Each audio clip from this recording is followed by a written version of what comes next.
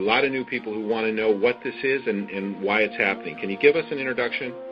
Yeah, again, the term geoengineering, a.k.a. chemtrails, the layman's term for what we see happening in the skies, but this is weather modification on a global scale. In fact, these programs are so large and so all-encompassing that all other weather modification programs that go on a smaller regional basis are virtually, they're negated by the scope and scale of the global geoengineering programs.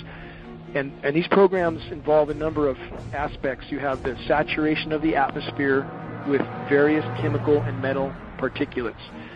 And there appear to be various purposes and objectives with this saturation. In conjunction with the saturation, which ionizes the atmosphere, it makes the atmosphere more conductive, we have the HAARP facilities, High Frequency Active Auroral Research Program. These are ionosphere heaters. Many have heard of the HAARP facilities. There's not just one or two or three. We believe there's at least 18 around the globe, possibly with 3 more being built in Antarctica right now.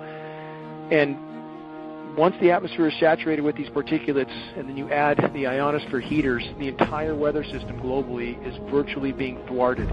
There is no natural weather at this point, and we really don't know what sort of climate conditions we would have necessarily if these programs were brought to a halt, and they desperately need to be brought to a halt, because the saturation of the atmosphere is thwarting the hydrological cycle. It's totally disrupting the rain cycle.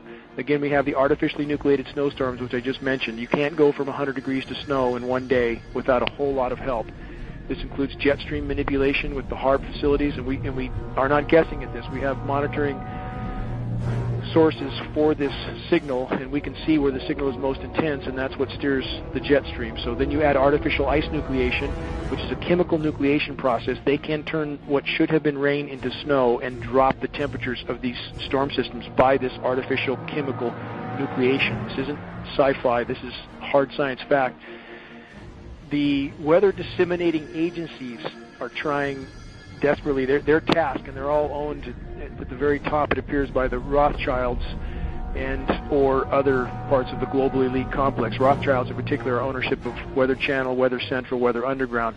And it was imperative that they own these agencies, otherwise there would be great discrepancy in trying to explain away these events.